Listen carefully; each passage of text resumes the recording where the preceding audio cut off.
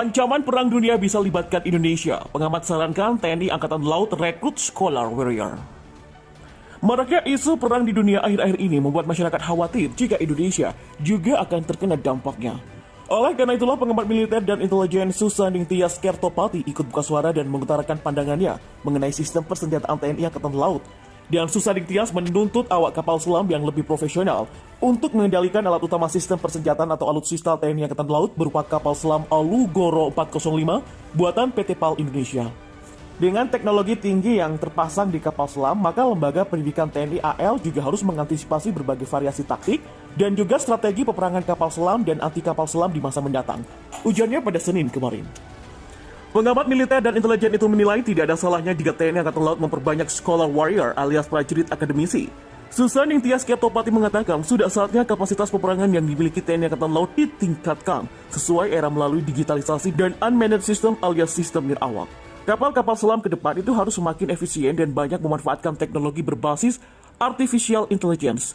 Kapal selam yang baru juga perlu dilengkapi dengan Underwater Unmanned Vessel atau UUV, melengkapi Unmanned Subsurface Vehicle atau USSV yang juga banyak digunakan, kata Susaning Tias.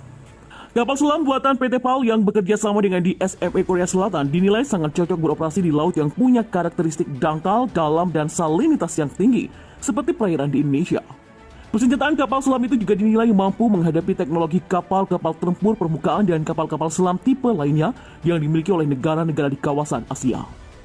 Formasi tempur peperangan kapal selam modern itu memang menuntut kapasitas kapal selam yang mampu beroperasi dalam kurun waktu yang lama, jadi baik secara mandiri maupun secara bersamaan, ucapnya.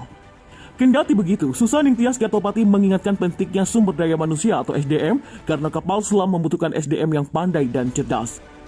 Kalau kita bicara alutsista, ini tentu harus satu kesatuan dengan SDM pengawak maupun teknisinya, ujarnya.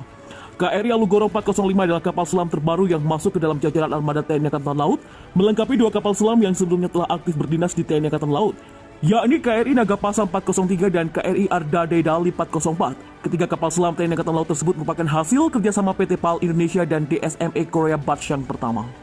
Saat ini PT PAL Indonesia dan DSME Korea tengah menjalani proses finalisasi batch kedua untuk tiga kapal selam berikutnya. Ketiga kapal selam itu melengkapi dua kapal selam sebelumnya, yakni KRI Cakra 401 dan KRI Nanggala 402. Sehingga Indonesia kini memiliki 5 unit kapal selam. Dan seperti yang diberitakan sebelumnya, Menteri Pertahanan Prabowo Subianto menegaskan bahwa serah terima kapal selam KRI Alugoro 405 merupakan tonggak sejarah pertahanan Indonesia.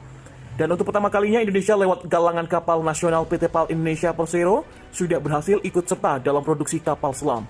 Kata Prabowo saat menerima kapal selam jenis diesel elektrik itu dari PT PAL Indonesia pada Rabu 17 Maret lalu.